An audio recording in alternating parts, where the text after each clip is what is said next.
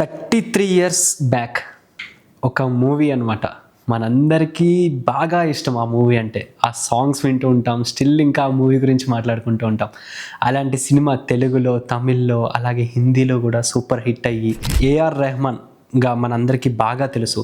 ఆయన ఎన్నో పాటలు ఎన్నో భాషల్లో, దాదాపు మనకి తమిళ్, తెలుగు, మలయాళం ఇట్లా ఒక భాషని కాదు, అనేక భాషల్లో అనేక పాటలు, అనేక సినిమాలకి కంపోజర్స్, మ్యూజిక్ డైరెక్టర్గా వర్క్ చేసి ఆయనకంటూ ఒక మంచి గుర్తింపు తెచ్చుకుని ఎన్నో కాన్సర్ట్స్, ఎన్నో చాలా అంటే లైక్ లిటరల్లీ ఏఆర్ రెహమాన్ గారి మ్యూజిక్ వింటే మనందరికీ అదొక ట్రాన్స్లోకి వెళ్ళిపోతాం అనమాట.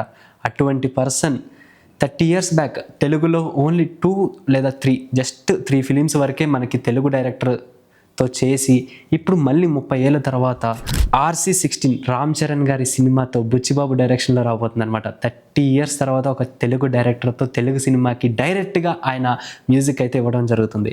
సో మరి అందరూ ఈగర్లీ వెయిట్ చేస్తున్నారు అనమాట. ఎప్పుడు ఆయన మ్యూజిక్ వింటాము, ఎప్పుడా అని చెప్పి చూస్తున్నాం. మరి రామ్ చరణ్ గారి గురించి మనం సపరేట్గా చెప్పాల్సిన అవసరమే లేదు. గేమ్ చేంజర్తో ఇప్పుడు మన సంక్రాంతికి రాబోతున్నారు. ఆ తర్వాత మళ్ళీ RC16 షూటింగ్ స్టార్ట్ అవ్వబోతోంది. జాన్వీ కపూర్ మరియు రామ్ చరణ్ వీళ్ళిద్దరి కాంబినేషన్లో అయితే వస్తుంది. బుచ్చిబాబు గారి గురించి మనం సపరేట్గా చెప్పాల్సిన అవసరం లేదు. ఎందుకంటే మనకి ఉప్పెన సినిమా చూసాం.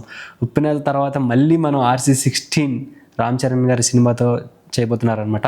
మరి చూడాలి ఈ RC16 అనేది ఎలా ఉండబోతుంది ఏంటనేది. దీనికి బాగా స్పెషల్గా అట్రాక్టివ్గా చెప్పాలంటే ఏఆర్ రెహమాన్ గారి మ్యూజిక్ అనమాట. సో మనం అందరం ఈగర్లీ వెయిట్ చేస్తున్న RC16 ఎప్పుడు వస్తుందో ఈగర్లీ వెయిట్ చేయాలి. Thank you so much. General content or positive content, information, entertainment ఇవన్నీ ఉన్నాయండి మన యూట్యూబ్ ఛానల్లో. సో మీకు ఒక మంచి పాజిటివ్ ఎనర్జీ కావాలి అంటే రోజు ట్యాగ్ తెలుగు ఛానల్ని చూసి ఎంజాయ్ చేయండి.